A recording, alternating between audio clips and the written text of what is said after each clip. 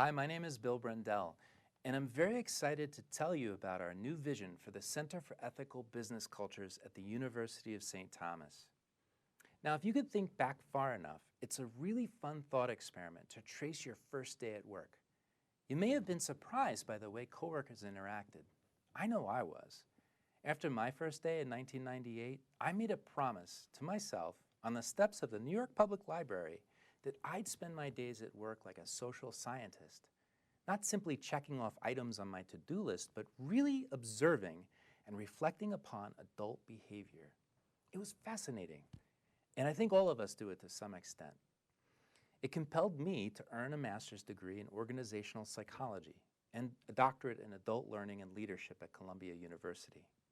What intrigued me the most in those early years was wondering if some of my coworkers had learned the same things I did in kindergarten, like sharing is caring, or if you don't have anything nice to say, don't say it at all.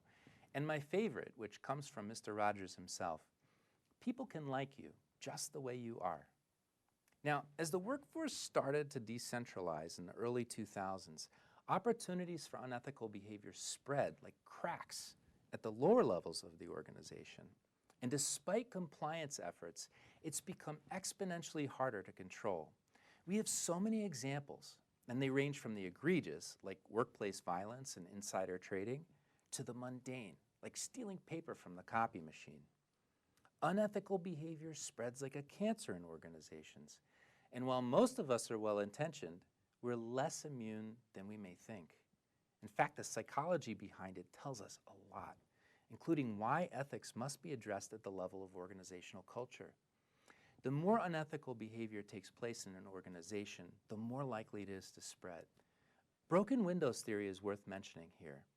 On a city block where there is a single broken window, the probability is greater for petty theft. And when petty theft occurs, there's a greater potential for violent crime. The Real Wolf of Wall Street, Jordan Belfort, explained this well in a documentary.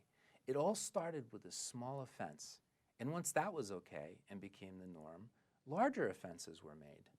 It's a slippery slope.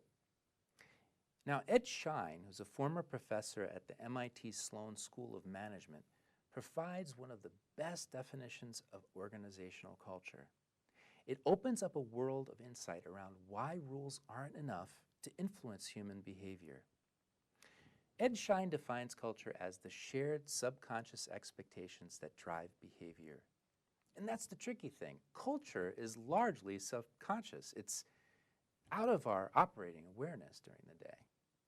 Now, despite our best efforts at teaching employees what is unethical and making it clear what the punishments are, that only scratches the surface in changing behavior. And that's where the new vision for the Center for Ethical Business Cultures comes in.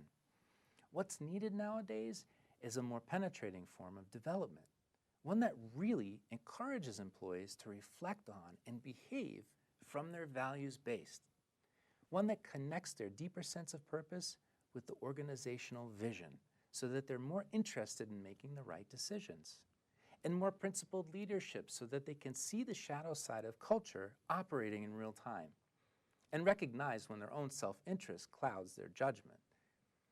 While there's a dark side to culture, there's also a very bright side that is strategic and powerful and a great reason to spend time on transforming it.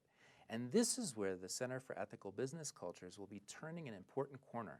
Successful organizations know that addressing organizational culture provides a competitive advantage, particularly for millennials, because they're about 70% of the workforce these days.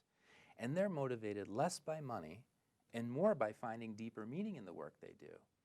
An organization that can help employees tune into a culture that resonates with their values can see the measurable improvements in winning and retaining talent, for instance, or increasing productivity, improving performance, and even inspiring innovation. Over the coming months, the Center for Ethical Business Cultures will share its plans for more comprehensive and transformative offerings. All of them will teach change agents how to diagnose, develop, and measure culture's influence on key performance indicators.